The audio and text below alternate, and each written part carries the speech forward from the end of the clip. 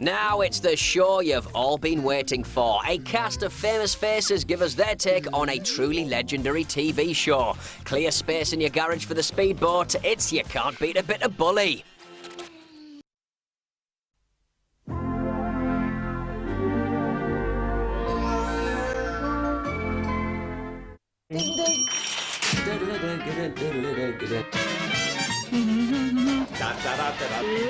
It's one of the most memorable game shows in British screen history, with its quotable catchphrases. Super smashing great. Let's see what you would have won. You can't beat a bit of bully. It put smiles on our faces for nearly 15 years. Nothing in this game but two in the bed. And brought us darts. And speedboats. It's the Bullseye! And here's your host, Jim. So step up to the hockey. For a super smashing great celebration of Bullseye.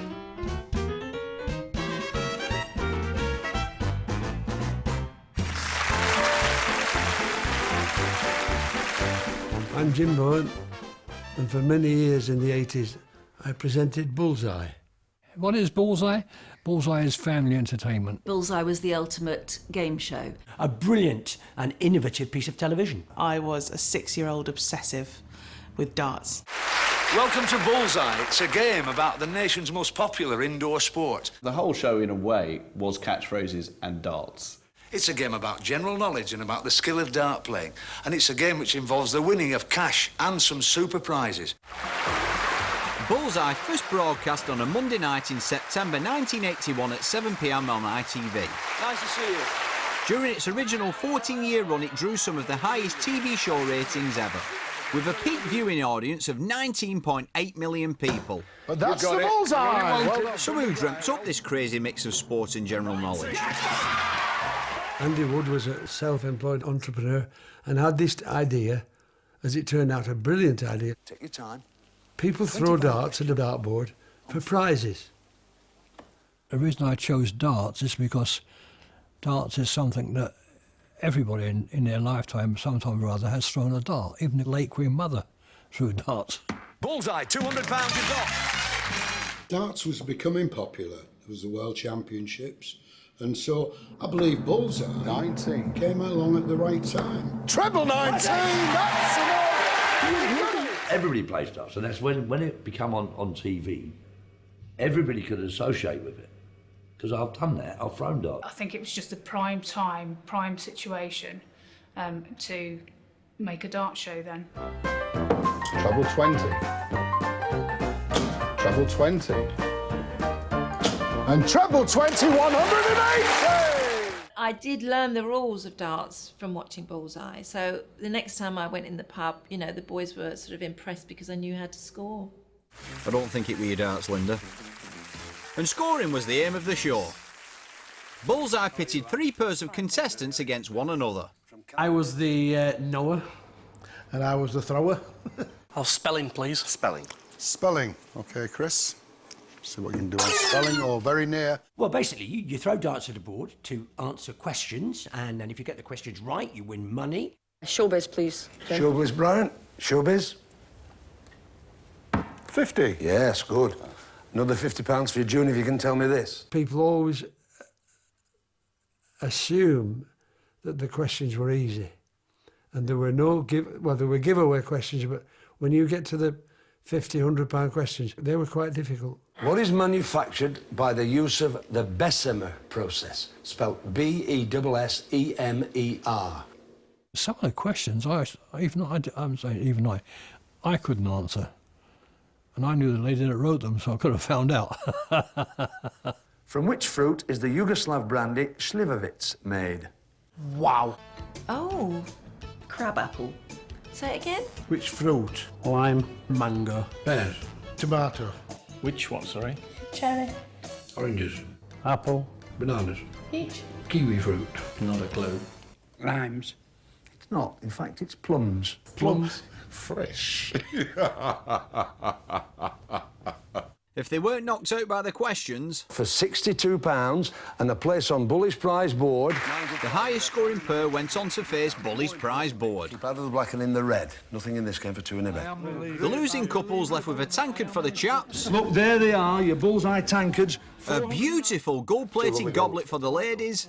That's been worth you coming for those, hasn't it? A set of darts. And their prize money, which Jim counted during the break. Break would start while he was counting out the fivers. I shall count this money out now. I've got it here. It will take me exactly 2 minutes. I always thought, you know, they already won about 20 quid, Jim. It's not going to take you 5 adverts to count them out. And, of course, £180. 1, 2... Each week, a professional darts player would step up to the hockey to win money for the contestants' chosen charity. We know you're going to give him a welcome because the game needs characters like Jockey Wilson. It was very nerve-wracking for the dart player. You know, if you score more than 300, they double your money. Treble 20. Lovely. 20, 140. Magic word.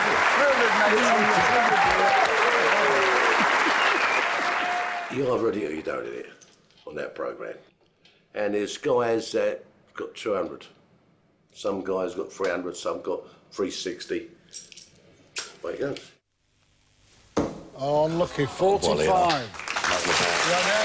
they should have gone straight in there, but 285. We wasn't giving them £5,000 or even 1,000. It was just a couple of hundred. It's just a token gesture that 20. Bullseye help charity. You've got £241 courtesy of this gentleman, and I do mean gentleman. Will you please, ladies and gentlemen, give John a round of applause. With a stash of cash on its way to good causes, the winning pair went on to face Bully's infamous prize board. The contestants had to stare at the black and in the red to walk away with one of 9 fabulous prizes. Bullseye is remembered now as a programme that had some really naff prizes.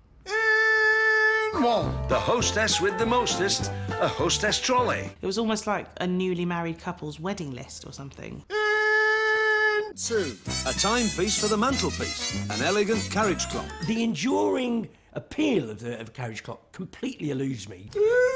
3. A fabulous beauty set and perfume. Oh, some of the prizes on there were just appalling. Give your butler a break with these 6 sherry glasses, decanter and tray. You can get them in a charity shop for 4 quid. Look at this lovely top-loading video player. All remote controls always had wires. And Bully's special prize! For the less-than-keen gardener, lie back and watch the garden grow with this outdoor swing hammer. Patio furniture was quite a novelty because nobody had patios, I don't think. You've done really very, very well, boys. Let's have a look at what you've won. You have won the washing machine, the matching gold watches, the 35mm camera, the food mixer and the 22-inch remote control television. Oh, what a night you've had. Come on. Once they'd won their lovely loot of prizes, the contestants had a huge decision to make. They can gamble their winnings to go for a star prize like a speedboat or a caravan. You've got the time it takes the board to revolve to tell me what you'd like to do. What would you do, audience, with these 2 guys? Who said that? Are you sure? Yeah. What do you think? Talk to us. For goodness sake, gambler, we've no show. Got him. Hey? You're sending me up there, weren't you? If you actually check back, the prizes weren't too bad at all. I remember there being a car. That's a beautiful economic motor in one of the best British cars ever built. Or a boat. Yes, he's done it! He's done it! I can't believe it! I can't believe it! Come on, look at it! They've got a speedboat! I can't believe it! Look at it! Look at it! Have a look at that! There are more questions about the speedboat than anything else. Did they win a speedboat? Yes, they did. Did they take it home? We delivered it. Boats, It's a superb, caravans, a 5-berth, double glazed, fully insulated caravan. but it's a car! Everyone wants the car! Well, we won the star prize. Another You've done it! You've done it! We could have taken a cash alternative, which was £1,750, I think it was. Or we could wait and have a new car delivered. There it is. It's a Talbot Samba. All right. And that would take about 4 to 6 weeks. And in that 4 to 6 weeks, the registrations changed, so we decided to go for that. So we would have a C reg instead of a B reg. They would have no miles on the clock, so it would be easier to sell. What happened to the car? Well, we split it, Jim. I got a wiper blade. Yeah, and I got the other wiper blade. And then I got a tyre. And we sold it for £3,000, so we got 1,500 each, which is a far better deal than 1,750 on the night. And we kind of shared the bumper. We shared the bumper between us. Oh, yeah. It was a bit of a big one. I kept the number plate. No, I had the number plate because I won the coin in the first Hey, place. just a minute. Oh, That's straight. That'll be all. Well, I wish I'd never started this stupid conversation. Sit down there and behave yourself. That's treble 20. That's the start! If you won, you walked away with a star prize. Oh, treble 20 would have done. But if you lost, you got to hear this. Have a look at what you could have won. Come and look at what you would have won. Come on, have a look. Never mind. How horrible is that? The fact that somebody's lost everything and they really rub their nose in it. There was always a sense that they did want to know. They did want to think, well, I might have won that Breville toaster. But regardless of whether you won or lost, everyone walked away with a bendy bully. I was walking through a kid's toy fair and there was a stand for these bendy toys, and it just occurred to me, could you make a bully?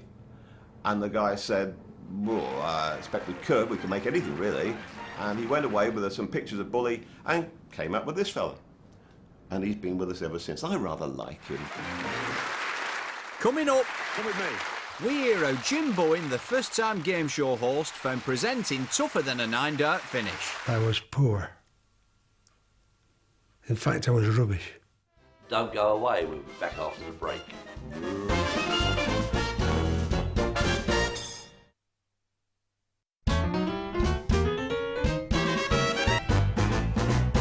Welcome back to You Can't Beat a Bit of Bully. Bullseye!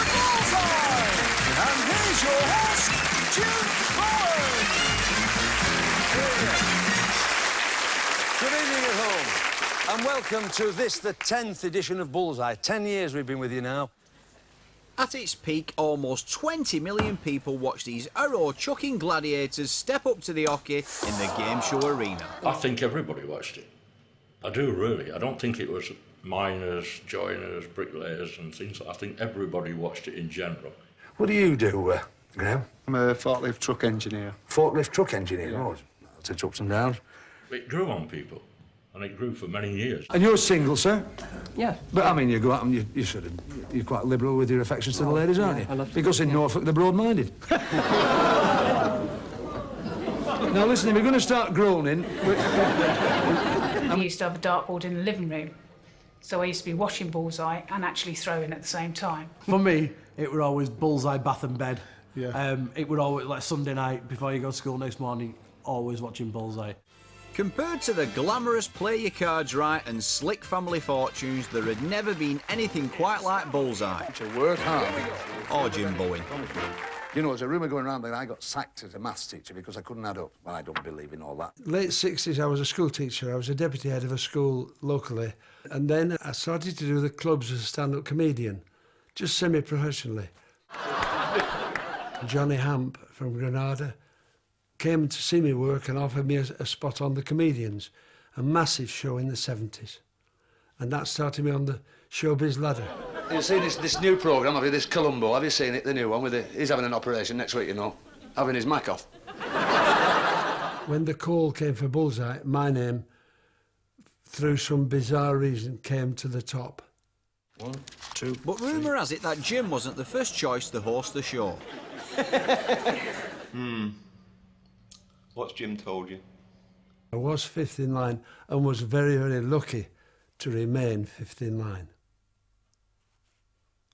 Because I was poor. You're like modeller for a dipstick, were you? You're very slim, aren't you? The envy of all those lads who were putting it on a bit, you see. In fact, I was rubbish. He did look like he just had no idea what was going on. Like someone had sort of just popped into a local pub and gone, does anyone here want to present Bullseye? It's starting now? And he just gone, yeah, all right, go on, I'll give it a go.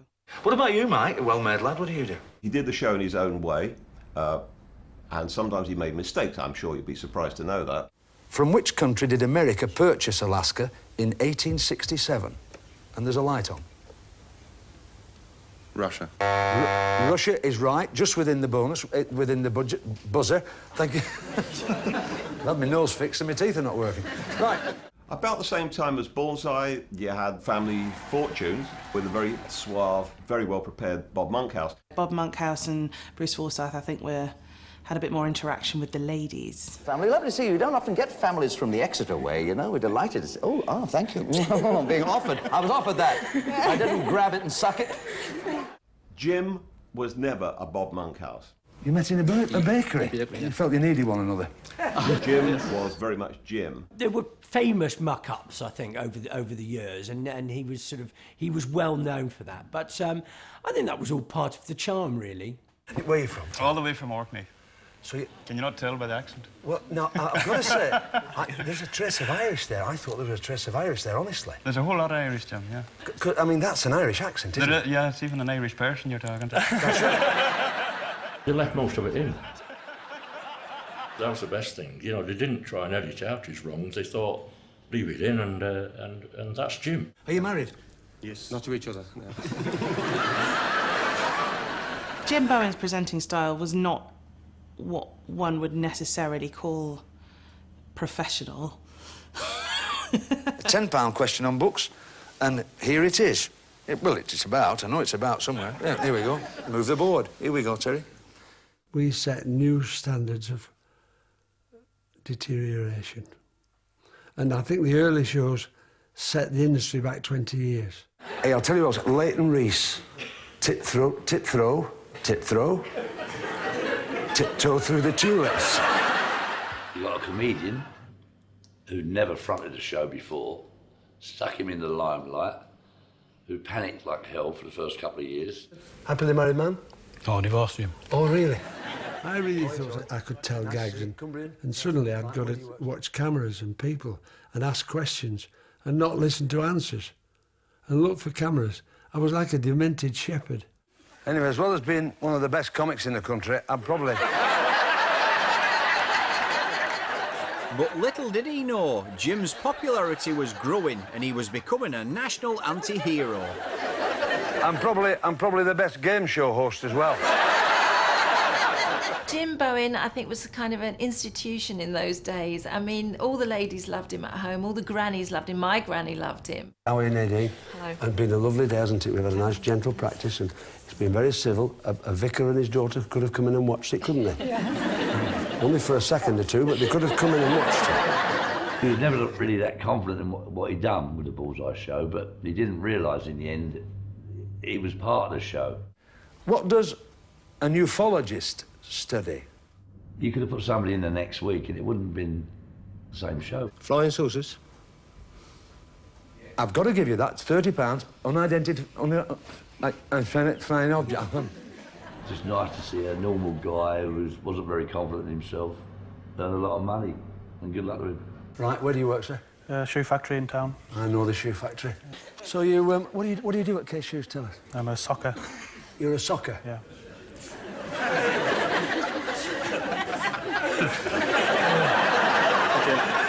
Soccer? You know what a soccer is?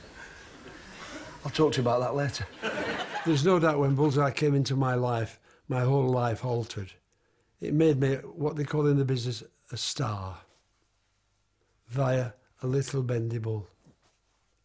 How lucky can you get? Lucky enough to make a pop record, Jim. Yes, I did that in a weak moment of payment. What? The Jim Bowen rap. Sounds a bit like the Happy Mondays. Sunday tea time, the nation snoozing. Dad's out cold from his lunchtime booting, so here's what you need to get you all going. Switch on your telly and rap with Jim Bowen. That wasn't a hit, but the nation was now hooked on Bullseye.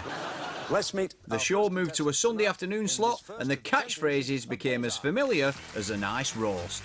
You can't beat a bitter bully. Super smashing great. Let's see what you would have won. Keep out of the black and into the red. There's nothing for two in a bed. BFH. Bus fare home. Super smashing great. Super smashing great became the catchphrase of the show. Super smashing great. I can't actually remember him saying it too often. The catchphrases on Bullseye, there are so many catchphrases, but actually when you think about them, they're rules of the game.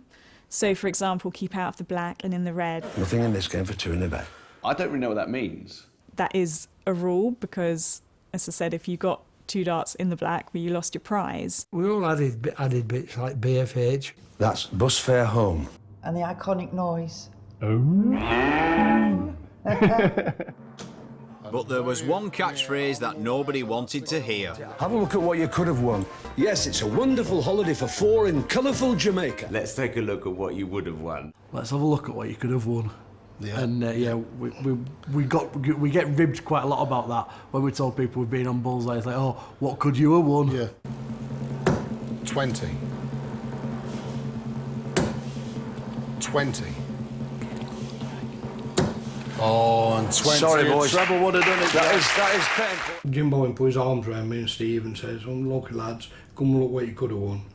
He took us back at stage, back of the stage lifted up, and they drove a brand new car out. I've got to say it.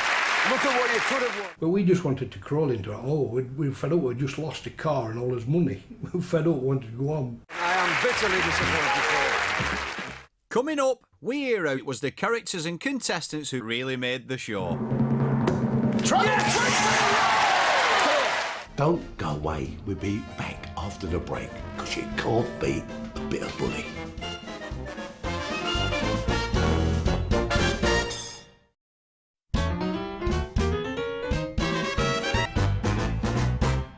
Welcome back to You Can't Beat a Bit of Bully.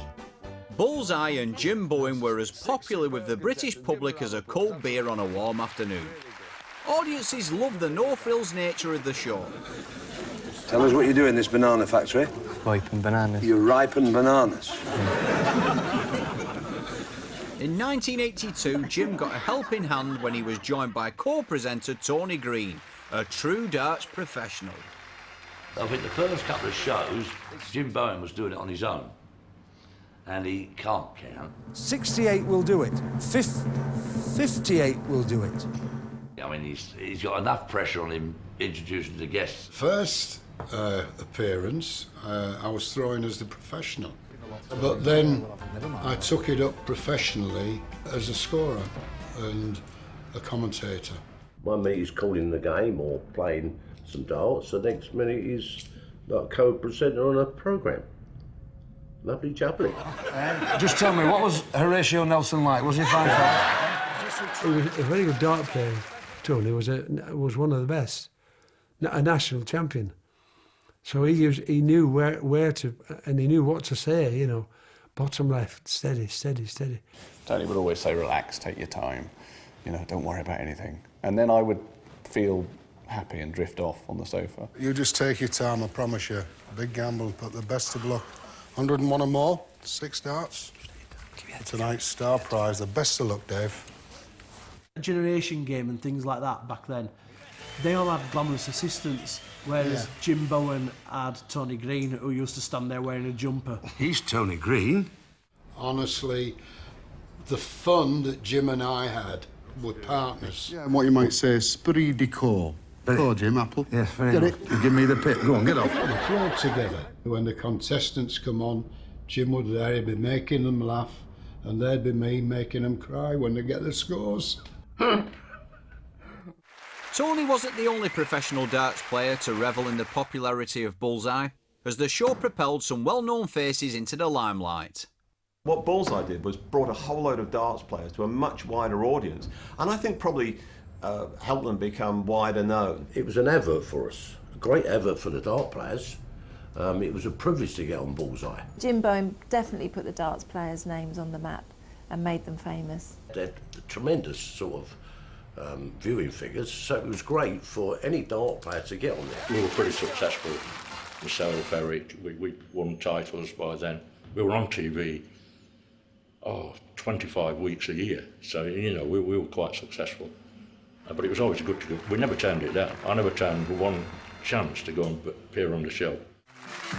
And guaranteed to heighten professional rivalry was the chance to compete for the Bronze Bully. We've got, of course, a trophy, and we award this trophy to the dart player who gets the highest score throughout the series. They came up with this wonderful bronze trophy. I mean, it cost a fortune to be made. The Bronze Bully was pressure for everybody. It was like we all wanted to win it, and you kept it. You kept it for a year. Beautiful bronze statue of Bully, and hey, Lovely little thing. I won the very first bronze bully. I got over the frail one, but I never got enough to win the bronze bully. And it's a little known fact that Bully himself was styled on one of the regular faces of Bullseye. If Bullseye was modelled on me, then okay, I'll take that. Good enough for me. Back then, darts was seen mainly as a man's game, but Bullseye proved that whatever the lads could do, the ladies could do Treble better. 20. Treble 20. And treble 20, 180! Most of them was better than the men, because I always used to notice that women was not as nervous as throwing darts as the men. Take your time, best of luck, sweet. Trina Gulliver was a star in her own rights, and she was absolutely brilliant. I'm 9 times ladies world darts champion. 20. The women on Bullseye, 20. Back in the 80s, you know, there was some very good dart players about, you know, with the ladies as well. You got Maureen Flowers. That's treble 20. She was the name in ladies darts at that point in time. But the star appearances didn't stop there. Many famous faces queued up to be on the show. There was a lot of celebrities wanted to be on Bullseye, whether they was good at darts or not. Ladies and gentlemen, Tessa Sanderson! I appeared on it after I won my Olympic gold medal in 1984. They made this massive dart.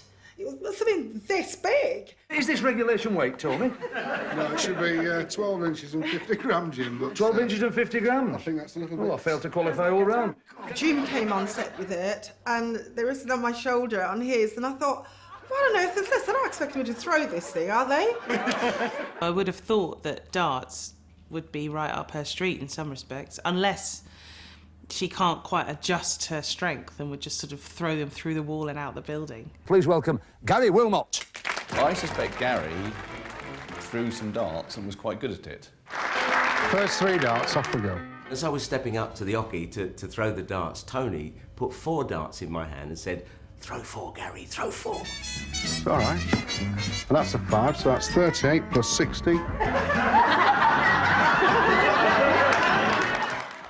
So you don't mean knew I was a bad dart player. Ladies and gentlemen, welcome on down. I remember thinking at the time, well, I'm sure I can throw a dart, and I'm sure I can answer a question or two, so it wasn't like too worrying a prospect to do. Myself and Frank Bruno and John McCurry were asked to be the celebrity guests. I remember Linda Sartley more than I remember John Cleric. Frank, concentrate on this now. Concentrate on this question, please. Listen. In which American state is Phoenix? The questions were angled in such a way that they were comedy questions. I mean, Frank Bruno had Harry for every single answer. Arizona is absolutely right. Well done. Aristotle is absolutely right. Well done. Harry Krishna's right. Well done. That's fine. £230 you've got. Brilliant. But it was the everyday contestants that really made the show. You didn't get many stockbrokers playing, or stockbrokers' wives. Cucumber sandwich, is it? With the crusts off, yes. With the crust off? Yes, off, yes. Off. I was and am a North London kind of Jewish intellectual, and I would say that the demographic for Bullseye was not that. And the contestants and the audience were resolutely northern. A lot of them were from the northwest. Your Mancunians, you know, you guys from Bolton and Oldham and Rochdale. How are you, Mark? All the way from Wigan. Nice to see you. And your pal Derek from Chorley. But your nickname, Mark, is The Vicar. The Vicar. Now I've got to tell you this, and I hope this doesn't put you. It won't put you off your darts. I'm not telling you this to put you off your darts. Tell us why they call you the Vicar, Mark. Well, every time I throw, I just cross myself like that. Nice to see you, Mark. Good lad. Have a good night with us. Derek, nice to see you. Nice to see you. All the way from Chorley. Well, I know Blackburn very well, you know, all around there. Yeah. Nice round R's, and we can talk the English language. Right. We can bury it, can't we, Derek? I'm not sure Bullseye is the type of show that would appeal to maybe the middle class as much as it did the working class. What's your job, Tony?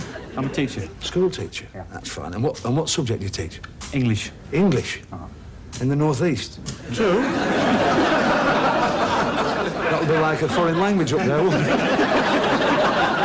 was very much the working man show. We went on Bullseye and we actually won Bully's Star Prize, so we got all the way through to the end. We won a car, that was the Star Prize. We won about half a dozen other prizes on the prize board. We'd won £250. Yeah. And it was quite a lot of money. Yeah, it is. So, but you wanted to gamble? Yes. Camera, television, ice cream maker, some sherry glasses. I can't remember now. Did I say the camera? And we won a fitted out kitchen. We won a dishwasher, fridge freezer, tumble dryer. Yeah. You won the holiday, didn't you? Yeah, fortnight 4 in Florida. And it'd be nice to take me. Yeah. Yeah, but it was me and Mum was splitting up at the time, so we couldn't go. When we were actually queuing up to go in, we saw the speedboat in the car park, and one of the first things we said to each other was, "Oh, we really don't. Please don't win the speedboat." We don't live anywhere near the water, do we? We don't live near the water.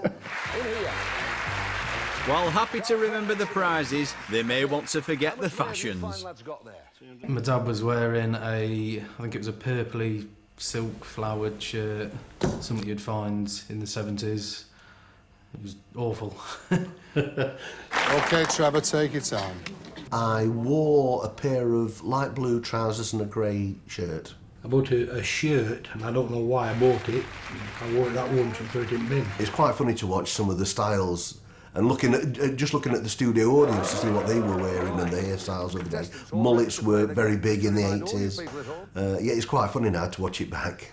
It's a Bullseye fashion spree. When you look back at those shows, you think, did we really dress like that? And we did. I mean, fashion was fashion, or not. You know, the people that came on the show, we just said, come as you want to be seen. Wear what you like. I've got to tell you, the producer saw me last week. He said, you're looking a bit rough. But be yourself. So we got all sorts in. Big shoulder pads and enormous earrings and very, very hard hair.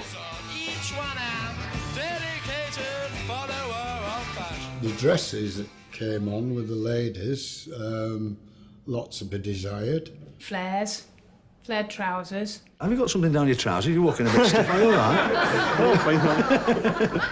What about the young lads? These aren't they? Dear me, you're incredibly young and good-looking, and I'm sick about it. I really am. I don't remember a pair of jeans ever on Bullseye, just slacks, which are sort of flappy chinos made out of nylon. The jewellery, the gold jewellery we associate with dart, you know, proudly on the fingers so you could kind of show it off on camera as you were hitting the arrows. Jim used to be a teacher, and I think he still retained a little bit of that, what you need to wear to have authority. I once wore a pink suit. The guy who got me the suit said, wear this time. It's a good pink suit. I said, are you sure? Oh, he said, it looked great. Well, the stick I got when that was transmitted. Bullseye proved that you didn't need good dress sense to throw a dart, you didn't need a lake to own a speedboat, and you didn't need a bow to fire arrows. Hey, those were the days, weren't they? So you've got the time it takes for the board to revolve to put the kettle on and make a cup of tea. See you after the break. Here's your winnings. It'll take me a few minutes to count it out. I'll see you in 2.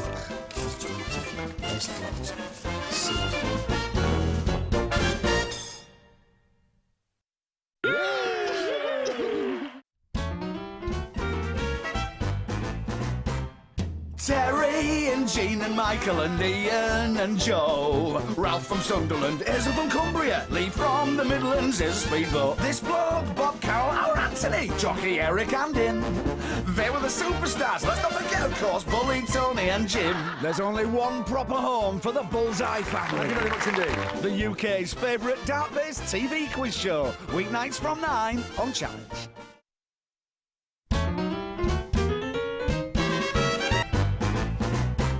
Welcome back to You Can't Beat a Bit of Bully. It's still easy to see why Bullseye hit the target.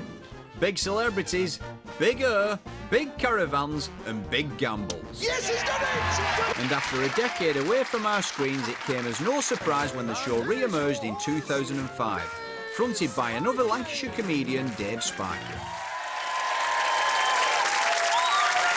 Oh, hello, welcome to another edition of Bullseye. Or as I like to call it, the Ox Factor. Then Spikey brought him back. He's a good lad, a good comedian. He rang me when he got it. He said, do you mind if I talk to you about it? I said, no, I said, for goodness sake. He said, I don't want to do it like you. He said, I don't want to...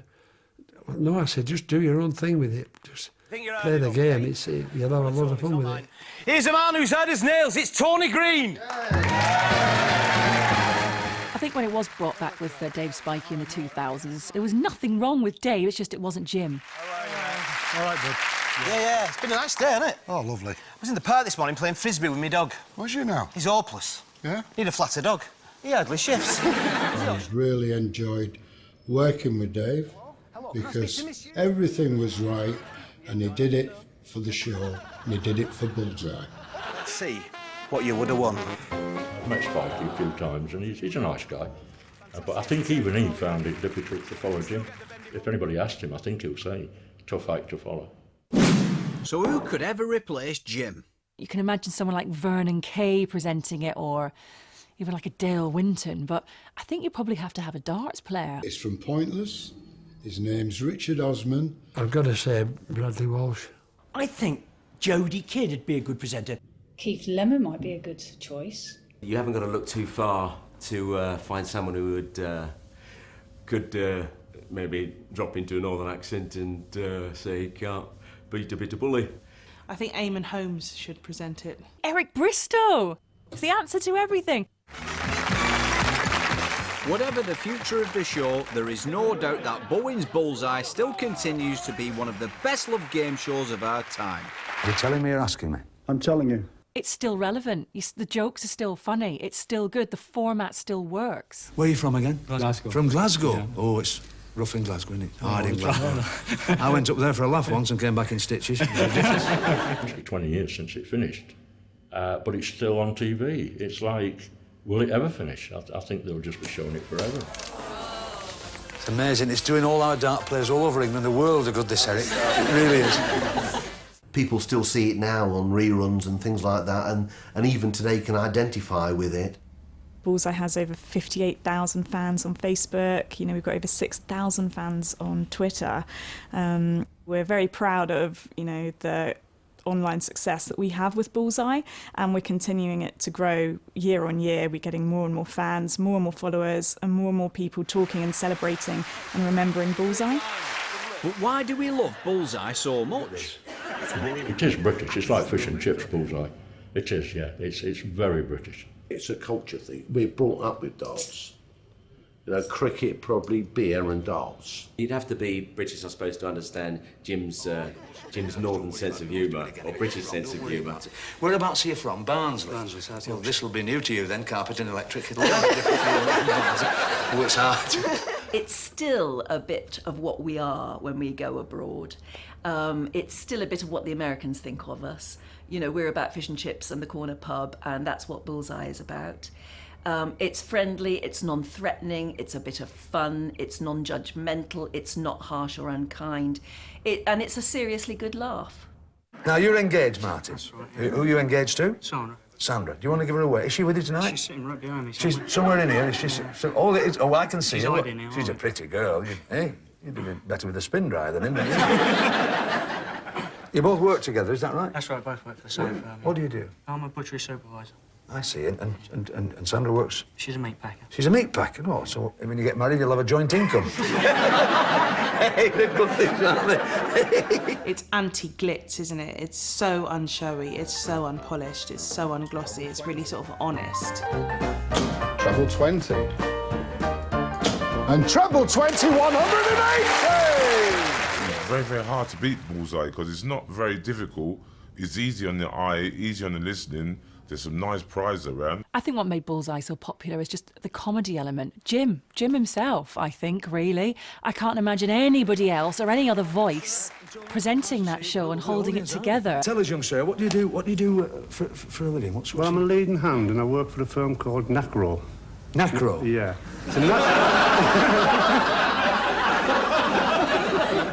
Do you want me to explain that? Well, carefully.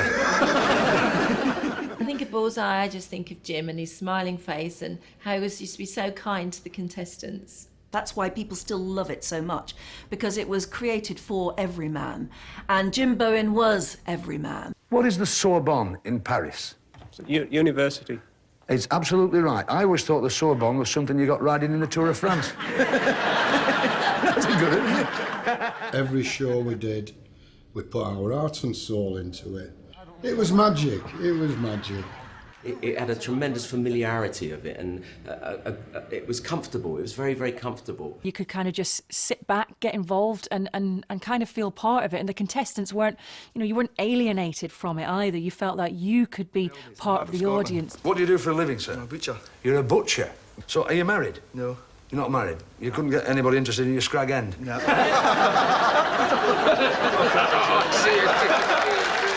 We had a great host and we had great contestants. And they all had a good time. So after 356 episodes, just over 2,000 contestants...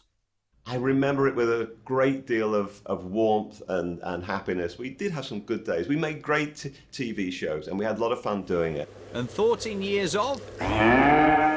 If I could do it all again, I would certainly do it. Honestly, I would be thrilled. Bullseye still holds a very special place in our hearts. And 14! I think of all the crew, really, from the directors to the runner, and they all exude happiness, and the atmosphere in the studio is the one I miss. I had some great times. Jim, a great mate, and we did it together. But what's this? Where do you get that from? Look, beautiful tie, that, isn't it? I'll never forget those walks down the steps. They were priceless. Absolutely priceless. Wish I could do it all again. But that's 11, they've done it!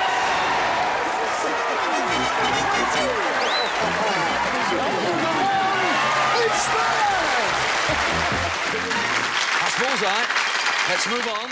So it's time to put our darts back in their case, reverse our Talbot Sunbeam into the garage, and proudly place our bendy bully back on the mantelpiece. Oi, oi! Bullseye was a unique, inspired and brilliant British classic that was quite simply... super smashing great. Well, you know that Challenge is the home of all things Bullseye, with episodes every weeknight at 9, and what better way to continue our celebrations than with the very first episode? Well, what else were we going to do? In 1, or maybe 2 minutes.